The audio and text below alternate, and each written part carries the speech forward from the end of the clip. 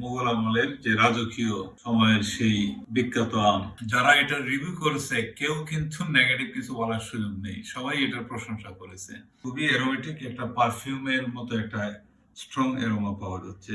আসলে অসাধারণ অসাধারণ, এক কথায় অনেক সুইট এবং জুসি। আমার মনে হচ্ছে এটা 22-23 ব্রিক্স হতে পারে।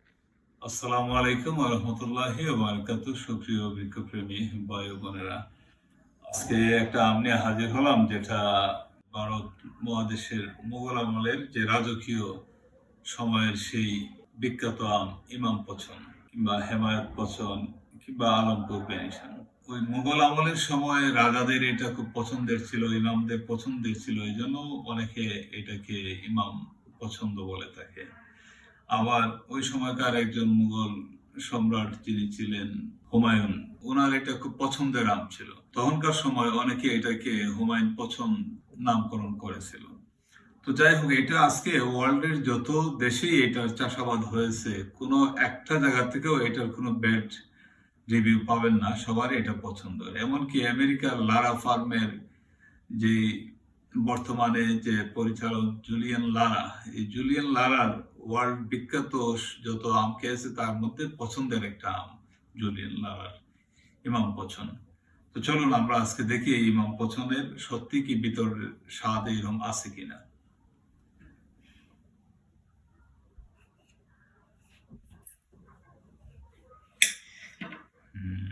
হ্যাঁ, এটা একটা হোয়াইট কালার, বাট অ্যারোমাটা কিন্তু আমরা পাচ্ছি।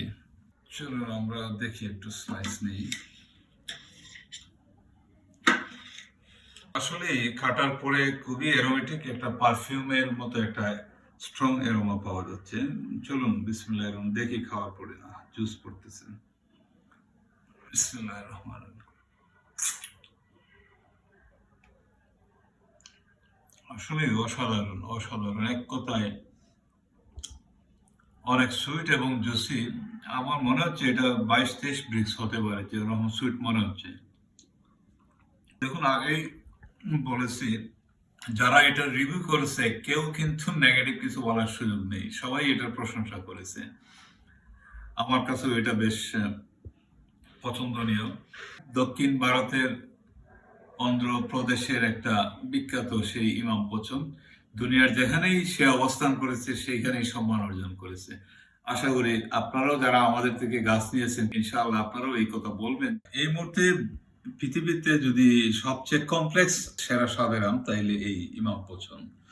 আর এটা খাওয়ার পরে একটা আফটার টেস্টের মধ্যে নারকেলের একটা ফ্লেভার পাওয়া যায় এবং এইখানে লেবুর একটা গ্রান পাওয়া যাচ্ছে। ভিতরটা অনেক স্টিকি টাইট। কোকোনাট বাইট দেওয়ার সময় যেরকম একটা সুঘ্রাণ পাওয়া যায়, এই ধরনেরও সুঘ্রাণ একটা পাওয়া যাচ্ছে। আর ব্রিক্স মান তো বললামই, এটা 22-23-24 পর্যন্ত হয়ে থাকে। আর ম্যানেজমেন্ট মেনটেন্যান্সের মাধ্যমে এটা 10 থেকে 12 ফিটের মধ্যেই নিয়ন্ত্রণ করা সম্ভব। যদি কারো আগ্রহ থাকে ছাদে, সো ম্যানেজমেন্টের মাধ্যমে করতে পারবেন। আল্লাহ হাফিজ।